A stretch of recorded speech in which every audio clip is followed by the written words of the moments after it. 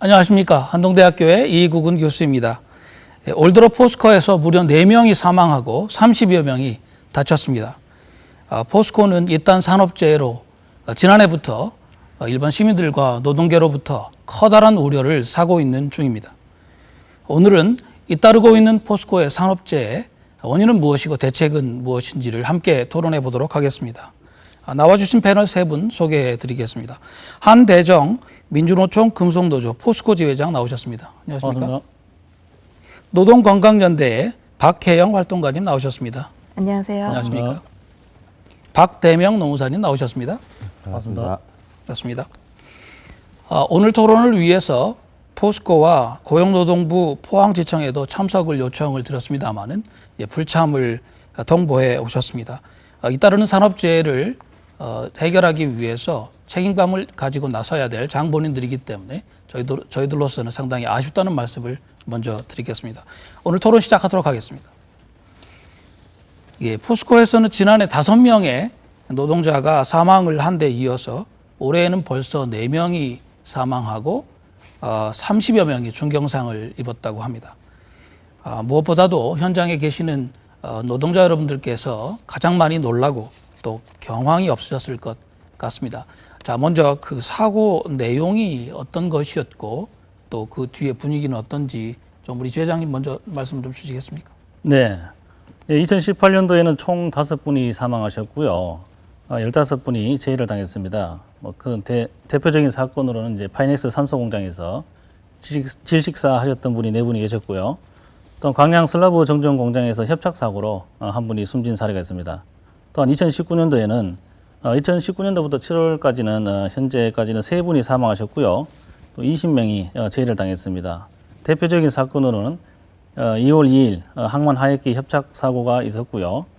또한 그 포스냅 공장에서 가스 폭발 사고로 또 협력사 직원 1분과 우리 직영 1분이 재해를 당하셨고, 또 최근에는 그 화성부에서 원인을 알 수 없는 복합골절로 1분이 사망하신 그런 사례가 있었습니다. 주로 그 2년 정도 재해 사례를 보면은 주로 골절, 협착, 가스 중독, 화상이 좀 많은 것으로 나타났습니다. 이 사고가 나고 나면은 그 공장 분위기가 좀 별로 좋지 않을 것 같은데 어떻습니까? 예, 아주 쎄하죠. 사고 유형이나 장소, 재해 정도 등등을 봤을 때 이 포스코 산업재해의 어떤 특징을 좀 말씀하실 수 있으시겠습니까? 박 노무사님. 2018년도와 2019년도 올해 포스코에서 일어난 사고는 직영 노동자와 하청 노동자를 모두 합하여 총 43명의 노동자가 업무상 사고를 당하였습니다. 이 43명의 업무상 사고 유형은 미끄러짐, 추락, 협착, 가스 누출, 화상, 폭발, 압박, 실족, 절단, 화재, 골절, 끼임 등 매우 다양하고요. 사고 장소 역시 어느 한 부분에서 약간 집중적으로 나타나기보다는 사업장 전체에서 골고루 발생하였다는 점이 특징입니다. 그리고 이것보다 더 중요한 것은 43명의 노동자 중 직영 노동자가 13명, 하청 노동자가 30명으로 약 하청 노동자 수가 직영 근로자 수보다 2배 이상 상당히 많았다는 점입니다. 특히 사고로 인한 사망사고의 경우 작년과 올해 총 8분이 안타깝게 돌아가셨는데요. 이 중 6명이 하청업체 노동자였다는 점입니다. 또한 사망을 빼고 보더라도 전체적으로 사고를 당한 근로자 중에서 비교적 경미한 재해는 직영 노동자가, 그리고 비교적 큰 재해는 하청 노동자가 상대적으로 많았다는 점도 알 수 있습니다. 그리고 사건 건수 역시 2018년도에는 1년간 총 26건, 그리고 19분이 이제 안타깝게 이제 사고를 당하였다면 2019년도 7월 현재에는 25건으로 그 사고 건수는 25건이고요. 그 재해를 당하신 분은 24명으로 작년보다 오히려 더 조금 증가한 숫자를 보이고 있습니다. 우리 그 박대명 노무사님께서는 평소에 포스코 근로자들과 상담을 좀 많이 하시는 걸로 그렇게 좀 알려져 있는데요. 그 특별히 다른 그 직장에 비해 가지고 어떤 상담이나 이런 데 특징 같은 것들이 있나요? 저만 이제 그 특별히 많이 한다고 생각하진 않고요. 경주든 포항이든 이제 계시는 노무사님과 비슷한 수준으로 상담하는 것 같습니다. 그런데 특징 중에 하나가 뭐냐면은 이제 산재를 당하신 분들이 가지는 공통적인 생각 중에 하나는 포스코는 거대 기업이기 때문에 포항 지역의 노무사는 좀 피하고 싶습니다. 그리고 이 사건을 절대로 비밀로 해 주십시오. 라는 얘기를 상당히 많이 들었습니다. 이런 게 조금 특징이라면 특징입니다. 네, 앞에서 말씀하신 것에 따르면은 이제 그 작업 전체에 좀 문제가 있는 것처럼 말씀하셨고요. 또 하청 근로자가 원청 근로자보다 상대적으로 더 중대한 피해를 당하는 경우가 많은 것 같다 말씀하셨는데 어떤 거 좀 어떻게 보십니까? 일단은 그 노무사님께서 말씀해주신 사고의 유형을 보면 뭐 청소를 하다가 추락하거나 기계가 고장나거나 뭐 화재가 일어나거나 압착되거나 이런 사고들이 약간 원시형 사고에 가까워요. 그러니까 충분히 예방을 할 수 있었다는 얘기죠. 그러니까 기업에서 작게 신경 써서 안전대를 좀 설치하고 미끄러지지 않게 장치를 설치하고 기계 설비를 정비하고 하는 일이 일상적으로 좀 소통을 통해서 이루어졌다면 이런 일들이 일어나지 않았었을 가능성이 굉장히 크죠. 그래서 소통이 좀 부재한 비민주적인 구조가 아니었을까 하는 의심이 좀 들고요. 그리고 또 하나는 원청과 하청이 이렇게 일을 하고 하청 노동자가 많이 이제 죽고 다친다는 얘기는 또한 이게 채용이 된 상황에 따라서 소통이 안 된다는 뜻이거든요. 안전에 가장 필수적인 요소기도 해요. 하청과 원청이 어떤 식으로 잘 조화롭게 일을 해야 하는지, 혹은 뭐 그 관계에서 어떤 소통이 있어야 하는지. 근데 이거는 뭐 각자의 스케줄에 따라서 여기는 좀 더 빨리 해야 되고 여기는 뭐 어떻게 해야 되고 이런 스케줄에 따라서 뭐 일을 하다가 심지어 급할 때는 막 그냥 폭발 사고가 나기도 하거든요. 그래서 이런 소통이 정말 있었을까 하는 의구심이 전체 사건을 통해서 많이 들었고요.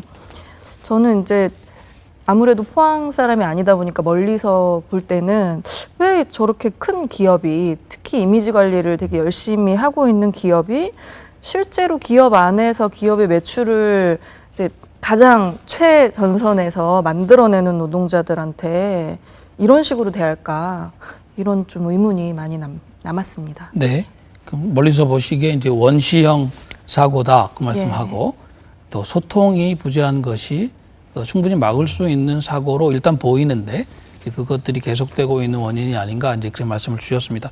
얘기를 시작하신 김에 포스코 산업재해의 원인이 무엇인가에 대해서 좀 가지고 계신 생각을 함께 좀 나누어 봤으면 좋겠습니다.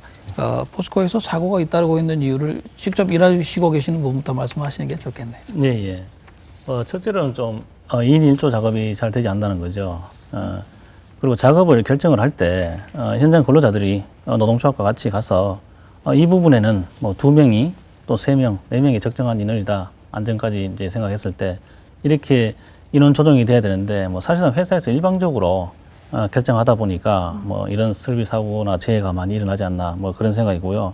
또 한 가지로는 이제 설비 투자나 안전 시설물 투자가 잘 이루어지지 않습니다. 이번에도 그 최종 회장님이 1조 500억을 투자해서 안전시설물 많이 뭐 보강하겠다고 했지만 3년에 걸쳐서 하기로 했습니다. 하나 지금까지 아직까지 현장에 별도의 예산이 내려온 적은 없습니다. 뭐 그런 상태고요. 또한 그 산재 사고가 발생했을 때 또는 이제 큰 중대 설비 사고가 발생했을 때 경우에 이제 원인 규명과 재발 방지책을 노동조합과 같이 머리를 맞대고 현장을 확인해야 되는데 사실상 노동조합은 배제되어 있습니다. 그렇기 때문에 뭐 어떤 원인 때문에 이게 산재가 난 것인지 또 재발 방지책을 뭐 찾을 수가 없는 거죠. 그 가장 큰 원인이라고 생각합니다. 그 말씀 주신 것 중에 그 2인 1조 작업이 잘 안 되고 있다 그 말씀하셨는데 지난번에 크게 문제가 됐던 김영균 씨의 경우에도 혼자 작업하다가 그런 일을 당한 것 아니겠습니까? 이게 원래 그 법적으로 요구되고 있는데 지금 지켜지지 않는다는 말씀인가요? 아니면 그냥 한 명이 작업해도 되는 그 상황이란 말씀인가요? 이게 뭐 법적으로는 뭐 2인 1조 해라 그런 건 아니고요. 네. 과거에 이제 포스코 한 10년 전에는 대부분 다 이제 설비 점검 같은 경우에는 2인 1조로 많이 이루어졌습니다. 뭐 최근에 돌아가셨던 그 항만하역에 협작됐던 선배님이나 또 최근에 이제 원인 그 밝혀지지 않은 복합골절로 돌아가신 분들과 마찬가지로 현장에 2명이서 순찰을 했더라면 바로 이제 가동되는 설비를 뭐 비상정지할 수 있었겠죠. 네. 또한 또 재해가 발생하고 사망하시고 한 서너 시간 후에 발견됐어요. 네. 뭐 그 당시에는 바로 안 돌아가셨다면, 즉시 응급 구조를 했다라면 살 수 있지 않나 뭐 그런 생각하고 있습니다. 네. 박노무사님 어떻게 보십니까? 박혜영 활동가님이 아까 소통 부재는 말씀하셨는데 약간 일맥상통하는 내용입니다. 제 같은 경우에는 포스코 내에 하청 근로자들이 산재율이 높다는 점에 주목을 좀 했습니다. 이제 그 포스코 같은 경우에는 하청 근로자에 대한 감시와 감독이 조금 부족한 상황인 것 같습니다. 이것을 이제 소통 부재로 연결될 수 있는데요. 이걸 소통을 한다면 어느 정도 뭐 막을 수 있는 점이 있었다고 보고요. 그리고 이제 이렇게 이제 근본적으로는 이제 위험한 일이라든지 이제 어려운 일에 대해서는 외주화를 안 시키는 게 맞다고 봅니다. 그리고 이제 사업장 내에서 이제 사고가 잇따르는 가장 근본적인 원인으로는 포스코만 독특한 이유는 있는 건 아닌 것 같습니다. 이것 같은 경우에는 산업 전반에 걸쳐서 대표적으로 이제 그 가장 큰 원인으로는 이제 제한된 행정력과 이제 부족한 안전 인프라를 들 수 있겠습니다. 정부에서 2018년도에 발간한 산업재해 사망사고 감소 대책에 보면 사업장 수는 최근 5년간 72만여 개가 증가하였다고 되어 있지만 감독관 수는 360명에서 408명, 단 48명의 증가에 그쳤다고 되어 있습니다. 따라서 제한된 감독 인력 하에 물량 중심의 사업장 감독으로는 현장의 안전관리 체계를 근본적으로 개선하는데 한계가 있을 수밖에 없다고 보여집니다. 네. 지금 말씀하신 것은 이제 소통의 문제 이전에 감시 감독도 잘 안 된다. 네. 그 감시 감독할 인원 자체가 상당히 적다. 이게 지금 그 포스코에도 바로 적용되는 말씀이신가요? 네네. 그 감시 감독이 잘 안 된다는 이유, 감시 감독이 잘 안 되는 것이 결국 소통의 부재로 연결된다는 뜻입니다. 네. 네. 그리고 이를 이제 감시 감독해야 될 이제 감독관들의 숫자가 이제 늘어나는 이제 산업 증가에 대해서 상당히 작게 늘어났다는 것입니다. 네. 예. 우리 활동가님 뭐 덧붙이실 말씀이 있나요? 포스코 예. 사고의 원인에 대해서? 일단은 노무사님께서 말씀해 주신 행정력의 문제는 깊이 공감을 하면서도 한편으로는 정말 그러면 직접 감독관들이 가서 감독을 해야만 사고를 줄일 수 있을까 하는 의문이 좀 남아요. 그 부분에 대해서는 뒤에 자세하게 한 번 더 이야기하기로 하고요. 제가 좀 이야기하고 싶은 거는 지금 한국 사회에서 유일하게 발전하지 않은 분야가 기업 내부의 민주화 문제거든요. 근데 포스코는 특히 그런 부분이 굉장히 좀 억압적인 구조라는 이야기를 많이 들어왔어요. 근데 이제 포스코에서는 스스로를 기업 시민이라고 부른다고 하더라고요. 포스코 기업 자체를. 근데 지금 인격이 부여된 포스코는 아름답게 치장을 하고 있지만 밖으로는 근데 안에서 기업을 운영하는 각종 장기와 세포들이 파괴되어서 아슬아슬하게 서 있는 상황 정도라고 볼 수 있지 않을까 싶습니다. 인간이 건강하게 살아가기 위해서 운동을 하고 건강한 음식을 먹는 것처럼 기업도 그러한 노력을 꾸준히 좀 해야 되는데 이렇게 사망이나 다치는 사고가 굉장히 자주 일어나는 걸 보면 내부 문제에 너무 무관심한 게 아닌가 이런 생각이 들고요. 그리고 또 하나는 하인리 법칙이라는 걸 하나 소개해 드리려고 하는데요. 하인리라는 사람이 1930년대에 미국의 보험사에서 일을 하던 사람이에요. 그 보험사에 신청이 들어온 산재 사고들을 통계를 내보면서 굉장히 중요한 발견을 합니다. 사망이나 사건에는 어떤 징후나 전조들이 있었다는 건데요. 그러니까 300번의 징후, 그리고 29번의 경미한 사고, 그리고 한 번의 참사, 사고 이렇게 이어진다는 거죠. 그래서 절대 사고는 갑자기 일어나지 않는다는 거예요. 그리고 지금 이 하인리 법칙이 안전이나 위험을 다루는 분야에서 전반적으로 굉장히 광범위하게 퍼져 있는데요. 제가 일하는 노동건강연대에서 그 매년 최악의 살인기업 선정식을 하면서 포스코의 사망 관련된 그 사망자 수를 2005년부터 통계를 내봤더니 2019년까지 공식 통계로만 잡힌 사망자만 53명이에요. 이 53명을 그 하인리 법칙으로 적용을 해보면요. 1,537번의 중경상이 있었다는 얘기고 15,900번의 무죄해 사건이 있었다는 얘기거든요. 그 얘기는 15,900번의 사건을 예방할 수 있던 기회, 그리고 1537번에 사람들이 다치면서 또 한 번 예방을 할 수 있었던 기회, 이런 거를 굉장히 많이 남겼을 텐데, 이런 사건들, 신호들을 유기적으로 누군가는 기업 내부에서 다루는 팀이 있거나 했어야 되는데, 그런 거가 전혀 없었다는 뜻이 되지 않을까 싶습니다. 예. 그 우리 박활동관님 지금 말씀하신 것은 실제의 그 숫자들이 아니고 하이니 법칙을 적용해서 역으로 지금 추산하신 예. 내용인 것이죠. 예. 예. 그러나 사망자가 53명인 거는 맞습니다. 언제 말씀이신가요? 2005년부터 2019년까지 공식 합쳐서. 통계로. 네, 예, 알겠습니다. 굉장히 많은 숫자죠. 네, 예, 그러니까 그 하이니 법칙을 역으로 적용해서 그 추산하신 그 내용이라는 점, 예. 그 점은 좀 확인을 드리고요. 예, 네, 그 포스코의 사고 대처가 과연 적절했는지 이 문제도 지금 입길에 오르고 있는 중입니다. 들리는 바로는 포스코의 경우에 이 산재 사고가 발생해서 119를 하면은 사내 119 센터에만 연락을 해야 된다, 그렇게 알려져 있습니다. 또 중대재해가 발생하면 법적으로 산업안전보건위원회가 합동으로 조사하고 재발방지책을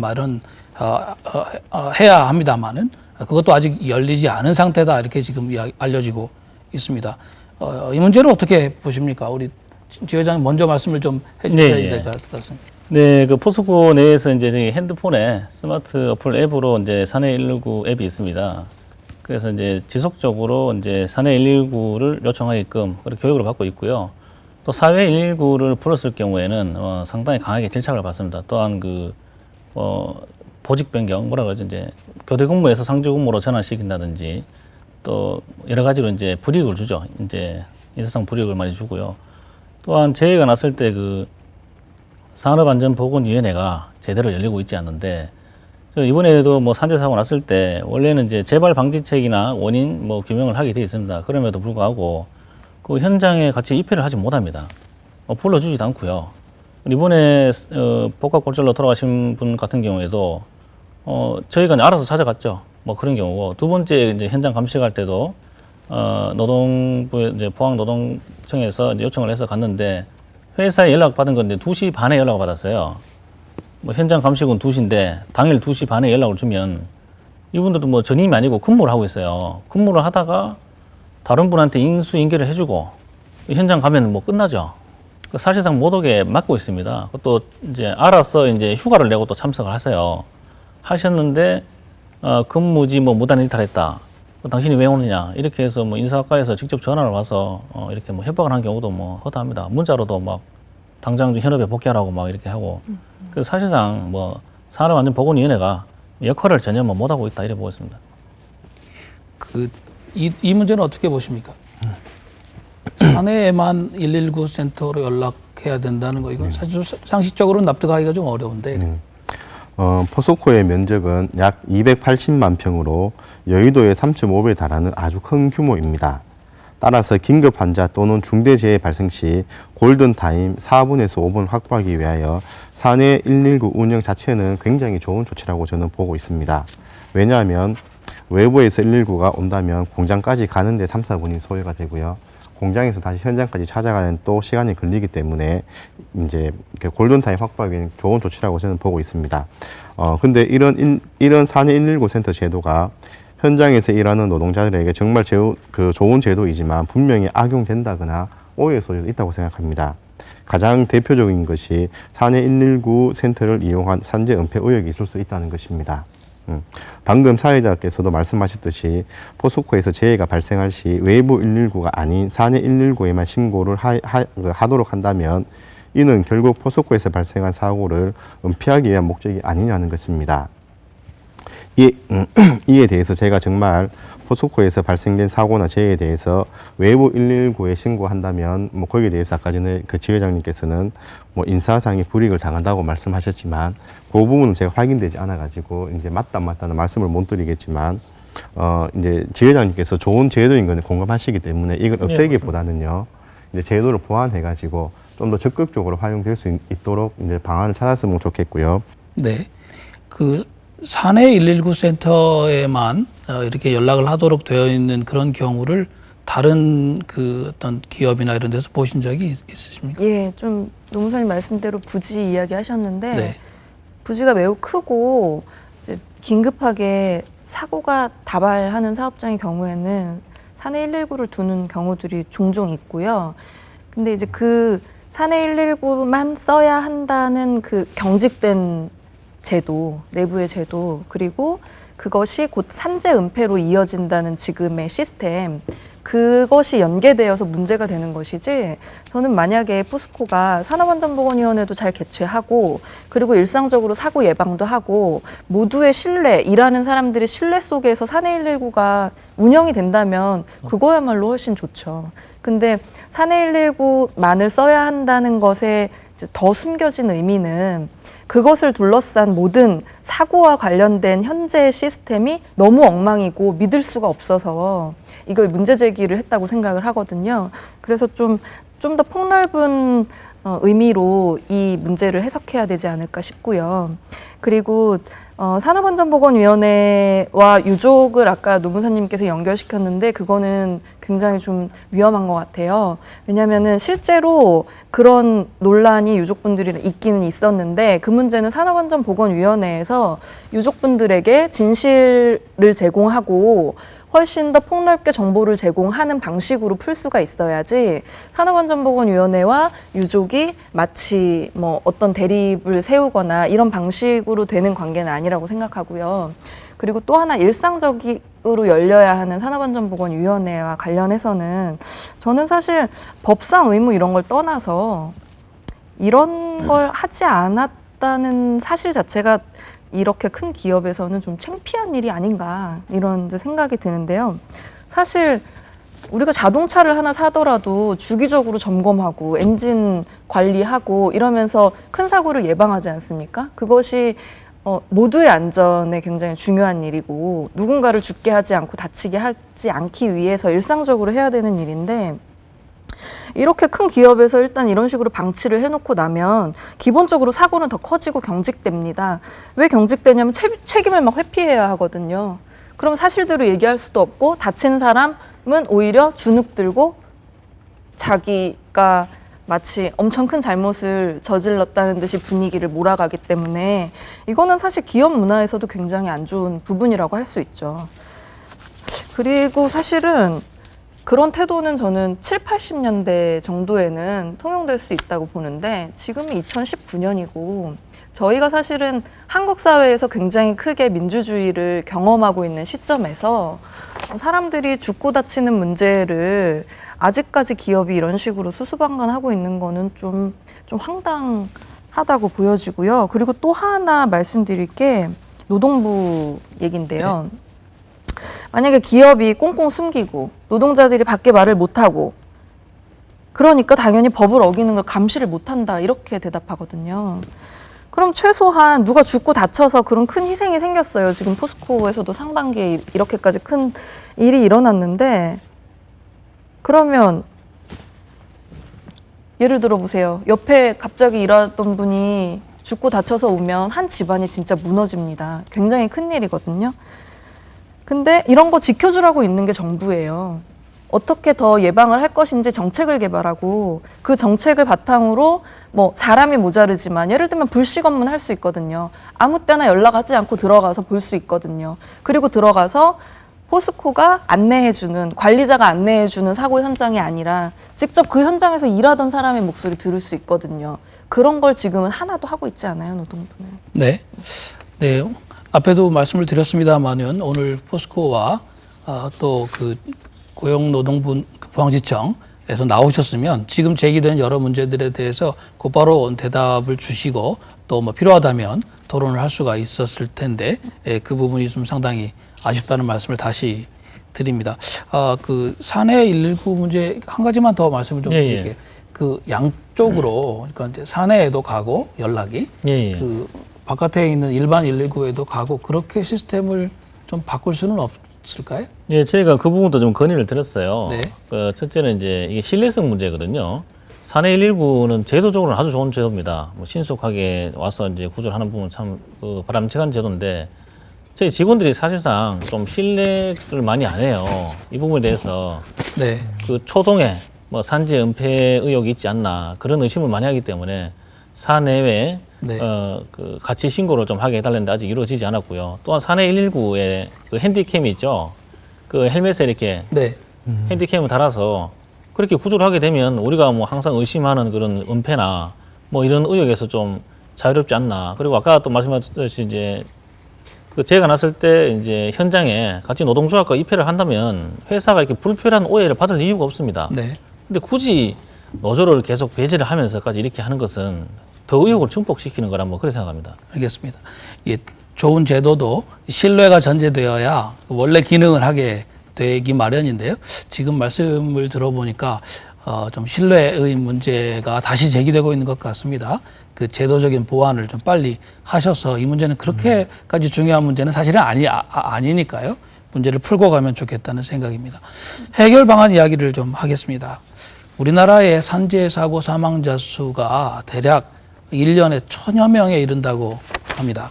하루에 그러니까 한 3분 정도씩 일터에서 이제 돌아가시는 셈인데요. 이 산재로 인한 사망률이 그러니까 일본이나 독일의 3배 정도가 된다고 하고요. OECD 선진국들의 클럽이죠.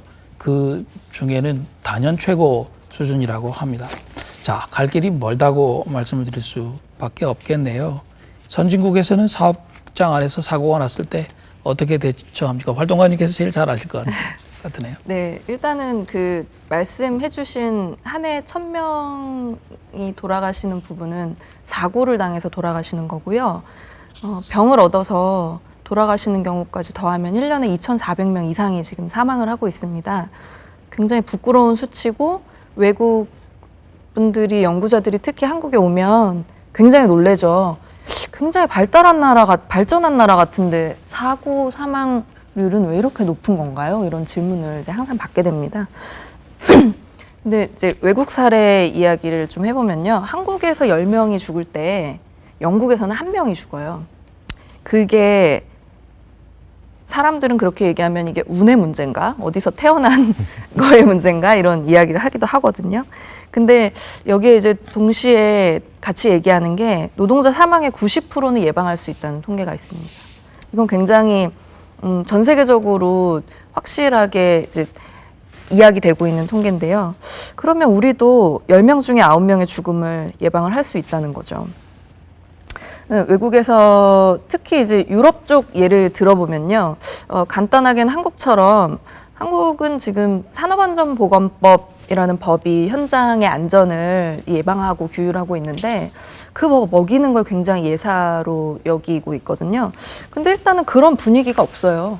그러니까 산업안전보건법을 어긴다는 거는 곧 거기에서 일하는 사람들을 위험에 빠뜨린다라는 인식이 좀 공유되고 있는 것 같고요. 그리고 이제 정부에서도 평소에 불시 점검도 나가고, 그리고 뭐 특히 영국에서는 노동자가 기업에서 일을 하다가 죽으면 이거는 기업에 의한 살인이다 이렇게 이제 규정하면서 아예 법 이름이 기업살인법입니다. 그래서 굉장히 강하게 처벌을 하죠. 근데 사례는 사실 잘 없는데 그 이유는 뭐냐면 아까 말씀드렸듯이 우리가 10명 죽을 때 거기 1명 죽잖아요. 그리고 사실 일을 하다가 100% 사람이 100% 안 죽을 수는 없잖아요. 그래서 그런 사고들에 대해서 이제 처벌을 하는 거지, 평상시에 굉장히 조금 안전과 관련된 문화가 한국이랑은 너무 많이 달라서 단순하게 뭐 선진국에서는 어떤 법이 굉장히 잘 돼 있어서 뭐 더 많이 안 죽는다 이런 얘기라기보다는 굉장히 잘 굴러가고 있어요. 산업안전보건법도 일단은 현장에서 굉장히 잘 지키고, 그걸 잘 지키는 걸 우리는 그것 좀 이렇게 하지 말고 빨리빨리 해 이렇게 하는 문화 자체가 없죠. 그리고 노동부에서도 정책을 많이 개발해서 불시 점검을 나간다거나 뭐 여러 가지 방식으로 네. 이제 조율을 하고 있고요. 그리고 특별히 그렇게 하더라도 다쳤을 경우에 기업이 아주 따끔하게 여길 수 있게 처벌도 하고 있습니다. 그게 굉장히 이 법을 지키면 이건 누구를 보호하는가, 노동자, 즉 시민을 보호한다는 거를 이제 그 체계에서는 사실은 알고 있는 거죠. 그리고 그런 법적인 강제가 기업을 상시적으로 긴장을 하게 만들고 특히 설비를 싸게 하고 환경을 제때 안 고치면 처벌받는다. 이런 분위기 속에서 기업 운영을 할 수 있게 되는 겁니다. 그 한 가지만 좀 여쭤보지요. 예. 지금 이제 우리가 이런 일을 닥치게 되면 그 동안에는 대개 제도 탓을 해왔거든요. 근데 지금 우리 활동가님 말씀을 들으면 우리나라의 경우에도 제도는 어느 정도 갖추어진 것이 아닌가 하는 생각이 드는데 그 제도를 운영하는 문화랄까요? 예. 그 또는 사람의 문제가 아닐까 하는 그 좀 느낌이 와요. 예. 단도직입적으로 여쭤보겠습니다. 제도의 문제입니까? 아니면 문화의 문제입니까? 반반 정도 되지 않을까요? 반반 정도. 예. 그러니까 제도도 바꿀 부분이 있다는 말씀이에요. 예. 네. 왜냐하면 아까 지적하신 대로 제도의 어떤 그 형식의 문제가 아니라 저는 제도가 굴러가는 어떤 행정의 문제를 이야기하고 싶고요.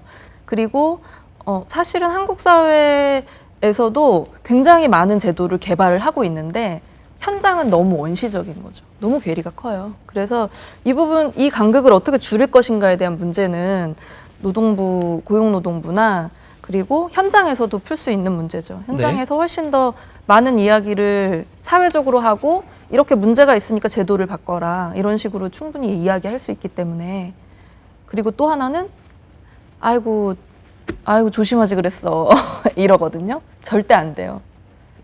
개인이 조심한다고 해서 사고가 물론 조심하면 사고가 덜 일어날 수 있지만 안 일어나지는 않습니다. 네. 예. 우리 활동가님 말씀 속에서 뭐 제가 법 가르치는 선생인데 산업안전보건법을 지키지 않는 거를 예사로 한다. 지금 이제 그렇게 말씀을 하셨어요. 실제로 그 이제 현업에 종사하시면서 그런 경우를 많이 그 좀 부딪히실 것 같은데요. 그 상당히 많이 봅니다. 그건 저만 그런 게 아니고 같이 일선에서 일하는 노무사들이라면 상당히 많이 볼 것 같은데요. 저도 이제 이걸 좀 자료를 조사하면서 이제 선진국이라고 해서 산재가 발생이 되면은 뭐 딱히 뭐 특별한 건 없습니다. 똑같이 치료받고 보상받고 이제 끝납니다. 그렇지만 선진국은 왜 사고가 적을까를 대해서 이제 조금 자료를 찾다 보니까 아까 이제 활동가님 말씀하신 일명 이제 기업살인법이죠. 일명 기업살인법, 기업과실치사 및 살인법입니다. 이게 영국에서 2007년도에 제정이 되어서 2008년 4월 6일부터 시행이 되고 있습니다. 실제로 이게 굉장히 강력한 법입니다. 이제 산업안전보건법을 위반하거나 안전보건조치를 위반해서 산재 사망사고가 발생이 되면은 사업주와 법인한테 상한선이 없는 벌금을 부과를 하는데 실제로는 굉장히 강력하게 제가 이제 찾아보니까 1년 매출액의 200%가 넘는 벌금을 처분한 경우도 있다고 합니다. 그리고 실제로 이것 때문에 영국에서는 사망사고가 해마다 줄어들고 있습니다. 아무리 우리나라의 제도도 굉장히 좋은 제도가 많이 있는데 지키지 않으면 효과가 없는 겁니다. 굉장히 좋은 제도가 있고 훌륭한 제도가 있는데 그걸 지킴으로 인해서 받는 불이익이 10이고 어겼을 때 받는 불이익이 3이라면은 저 역시 안 지킬 것 같기 때문에 우리나라도 이제 영국처럼 하루빨리 이런 법이 제정이 되기를 원하고 있고요. 실제로 이제 19대 국회라든지 20대 국회에서도 이제 일명 기업 살인 법안들이 여러 차례 발의가 되었으나 현재는 다른 현안에 밀리거나 기업의 부담을 이유로 약간 흐지부지된 상태이기 때문에 좀 아쉬운 감이 있습니다. 네, 그 제도도 문제지만 또 문화가 문제다. 그 말씀들을 계속 하고 계신데요. 어떻게 생각하시는지? 네, 저는 좀 문화가 문제라고 생각합니다. 특히 또 현장에 보면 빨리빨리 문화가 많은데요. 작업 시간을 그 작업자가 결정을 해야 됩니다.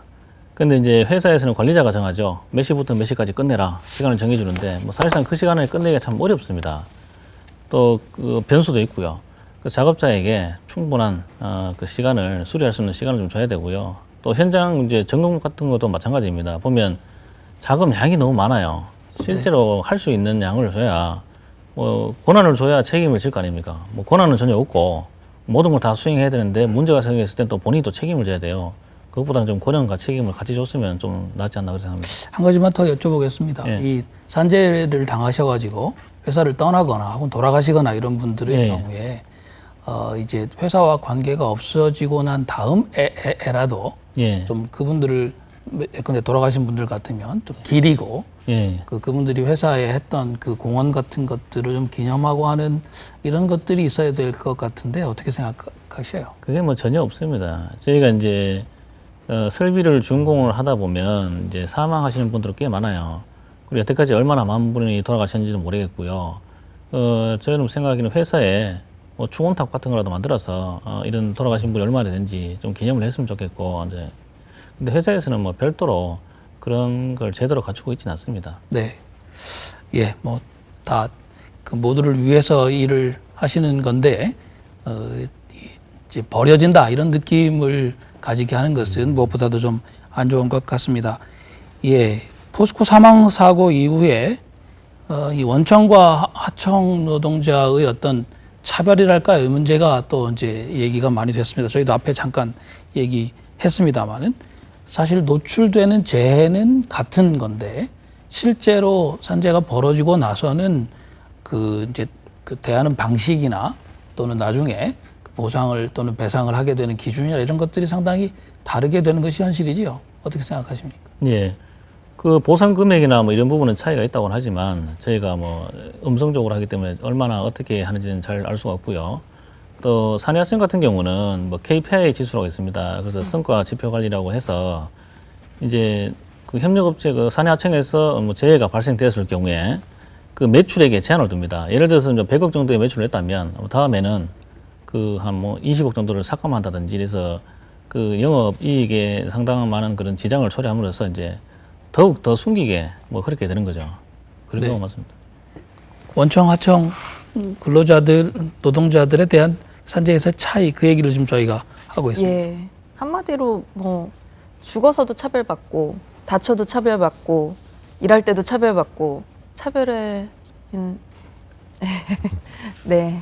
그렇죠. 사실 근데 중요한 거는 원청이 그렇게 차별받을 수 있게끔 구조를 만들어 놓은 거고 특히 그 부분에서 산재 문제를 특히나 많이 은폐하게끔 예방을 목적으로 하지 않고 은폐하게끔 하는 구조를 만듦으로써 하청 노동자들은 오히려 훨씬 더 위험하고 어려울 수밖에 없는 환경에 놓이고요. 그리고 이런 것도 있어요. 그러니까 보상이 단순하게 이제 회사에서 주어지는 보상 말고 산재보험 처리를 만약에 저희가 하게 된다면 산재보험 처리를 기본적으로 잘 하지는 못하죠. 하청기업에서 싫어하거든요. 예, 근데 만약에 하게 된다면 워낙에 임금 차이가 많이 나기 때문에 보상받는 액수도 산재보험에서도 차이가 많이 납니다. 저희가 지금 이 문제를 우리나라에서 대처하기 위해 가지고 이제 비정규직의 정규직화, 그러니까 하청 노동자들을 원청으로 이렇게 드리는 걸 하고 있는데 노동구조상 그게 만약에 어렵다고 한다면 이제 살아 있을 때는 그렇더라도 최소한 같은 작업을 하다가 돌아가신 경우에는 적어도 산재에 있어서는 뭐 사회보험 같은 형태로라도 그 차별을 줄이는 방식으로 가는 것은 어떻겠는가 하는 대안이 있을 수 있겠는데 어떻게 생각하십니까? 굉장히 동의하죠. 실제로 주변에 하청 노동자나 파견 노동자로서 일하다가 이제 다쳐서 보상을 받거나 유족급여를 받으시는 분들은 보통 최저임금 수준으로 사회보장제도를 결국 받게 되시거든요. 그게 얼마나, 그러면 이제 만약에 장애가 남아서 평생 그 급여를 받아야 되면 평생 그냥 최저임금을 받아야 돼요. 얼마나 불합리해요. 그래서 그 부분은 교수님 말씀하신 대로 정말 사회보장제도에서 굉장히 많이 정리를 좀 해야 되는 부분인 것 같습니다. 네, 아마 노무사님 실제로 일하시면서 많이 겪으실 것 같은데요. 하청, 원청 노동자들을 산재에 있어서까지도 이렇게 차별을 우리가 지금 하고 있는 이 상황 어떻게 보시는가요? 이제 정확하게 말씀드리면 근로복지공단에서는 원청 근로자, 하청을 차별하지는 않습니다. 다만 원청 근로자 상대적으로 월급이 높다 보니까 하청은 낮다 보니까 이제 보상률은 동일하지만 받아가는 금액이 적어질 뿐인데요. 포스코 같은 경우에는 아까 제가 서두에 말씀드렸는데 2018년, 2019년 약 43명 정도의 이제 산재 노동자가 이제 사고 노동자가 발생이 되었고요.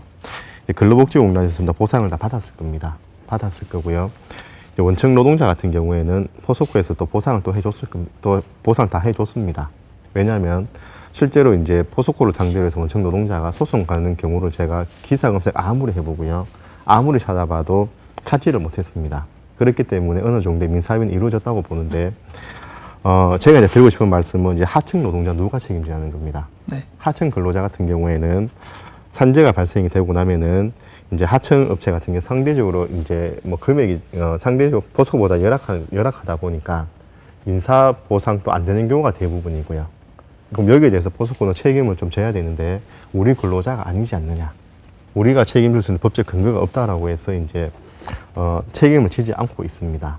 그러면 결국 민사로 가야 되는데 또 이제 하청 근로자들이 그 비싼 변호사를 고용을 하고 몇 년간 끌지 모르는 소송을 해가면서 하는 게 사실상 어렵습니다. 근데 이런 부분이 있어가지고 포스코는 뒷짐을 지면 안 된다는 겁니다.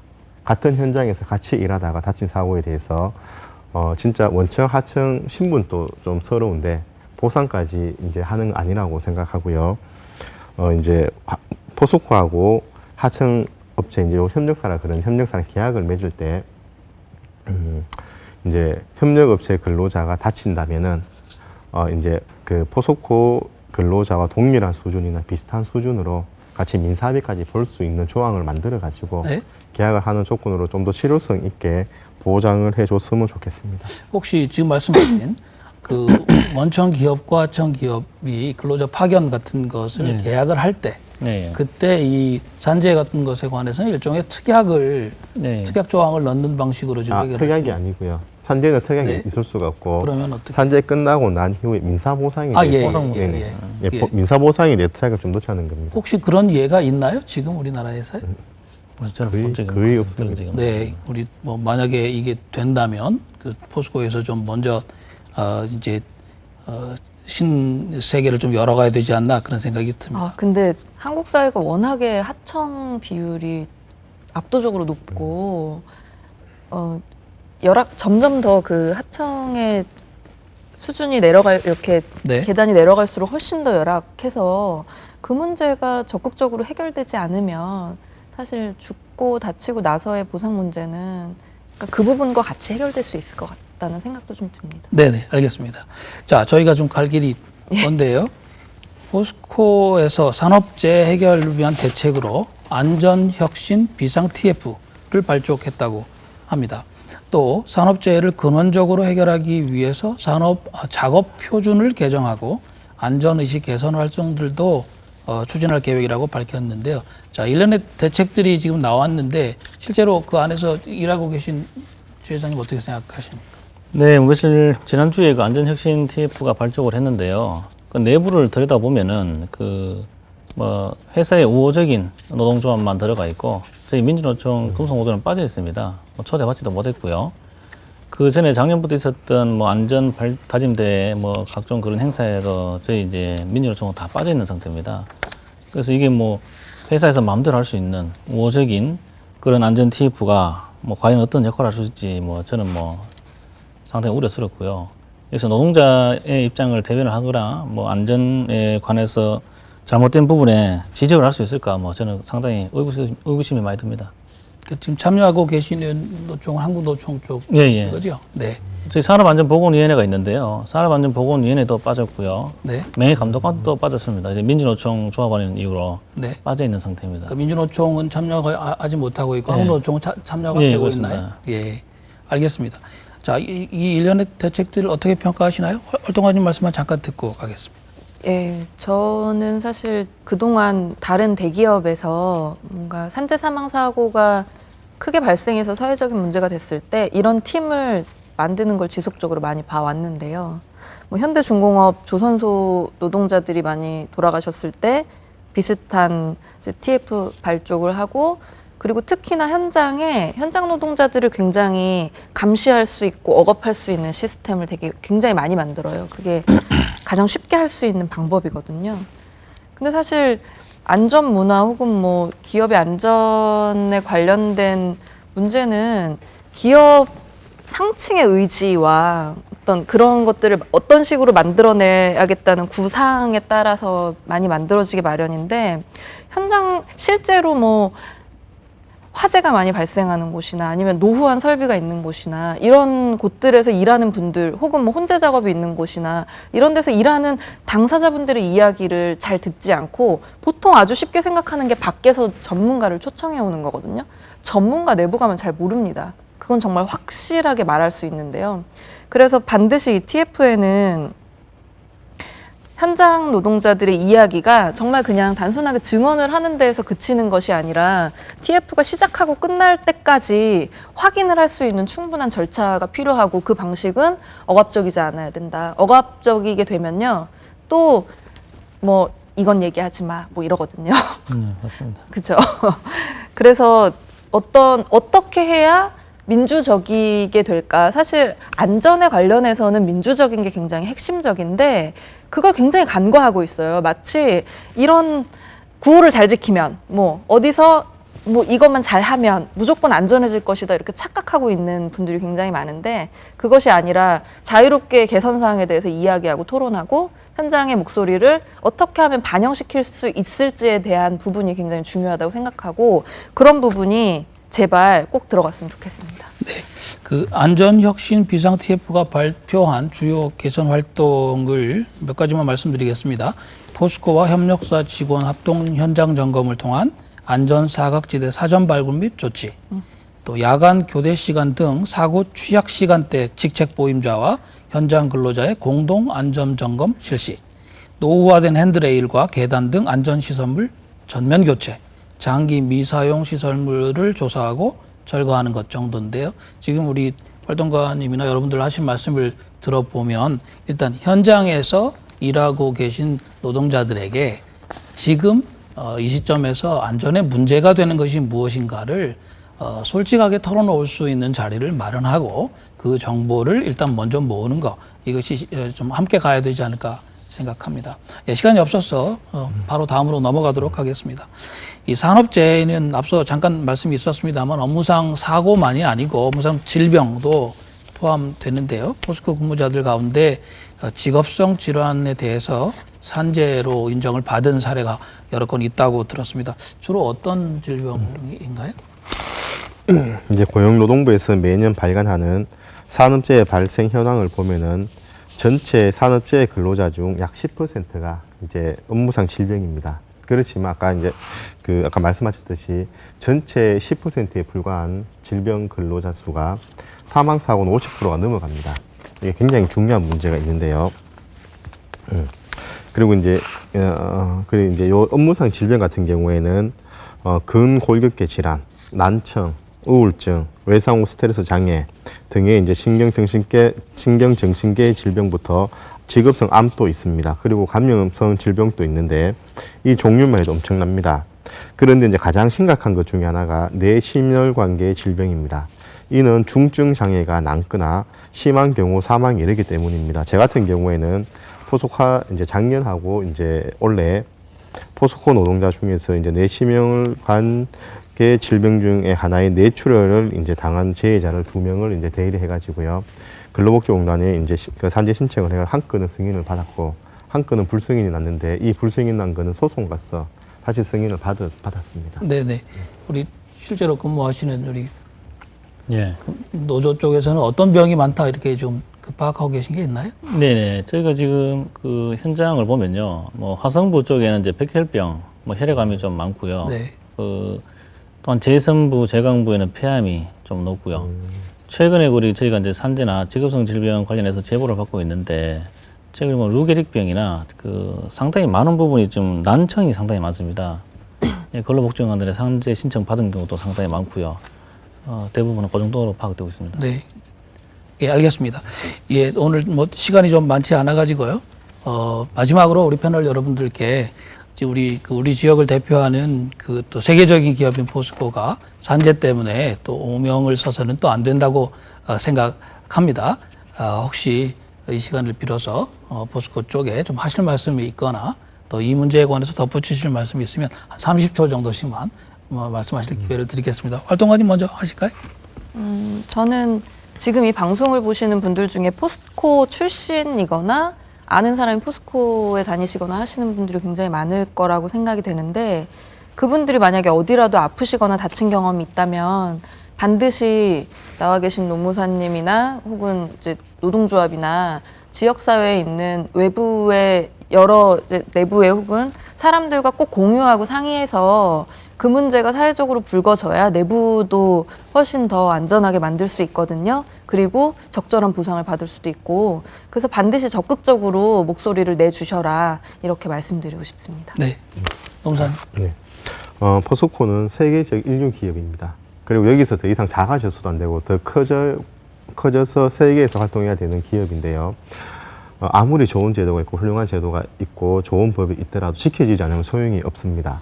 저는 이걸 제도도 만들어 간다고 생각하는데, 문화와 제도도 만들어 간다고 생각하는데, 그 기업이 법을 어겼을 때 굉장히 강력한 처벌을 받아서 강제적으로라도 지킬 수 있는 이런 법을 만들어줬으면 좋겠다는 바람입니다. 이것이 결국 포스코에게도 훨씬 도움이 될 거라 생각합니다. 네, 예. 시 회장님. 네, 현재 그 안전과 환경에 대한 그 국민 의식이 상당히 높습니다. 그래서 이제 회사는 안전과 환경 문제를 단순히 뭐 경제적 논리로 접근해서는 안 되고요. 요거 이제 원가 절감 대상으로 생각한다면 연이은 산재 사고나 재해 사고를 막을 수 없다, 뭐 그래 봅니다. 그래서 최정욱 회장님은 현 사태에 대해서 정확하게 입장 표명을 하고 진정으로 개선하려는 그런 모습을 좀 보여야 될 것 같습니다. 네, 감사합니다. 네, 문재인 대통령은 지난해 신년사에서 OECD 그 회원국들과 비교해서 상당히 높은 우리나라의 그 산업재해률을 5년 안에 절반으로 줄이겠다, 이렇게 이미 선언을 한 바 있습니다. 하지만 이 문제를 오늘 저희들이 토론을 통해서도 좀 확인을 했습니다만은 제도로만 고치기는 매우 어려운 것 같습니다. 특별히 기업을 이끌고 계시는 경영자들께서 안전이 가장 중요한 가치라는 점을 확인해 주시기 바라고요. 또 특별히 이 지역의 세계적인 기업인 포스코부터 그 새로운 기업 문화, 안전 문화를 만드는데 앞장을 서주셨으면 좋겠다는 말씀을 드립니다. 오늘 토론은 이것으로 마치겠습니다. 여러분 감사합니다.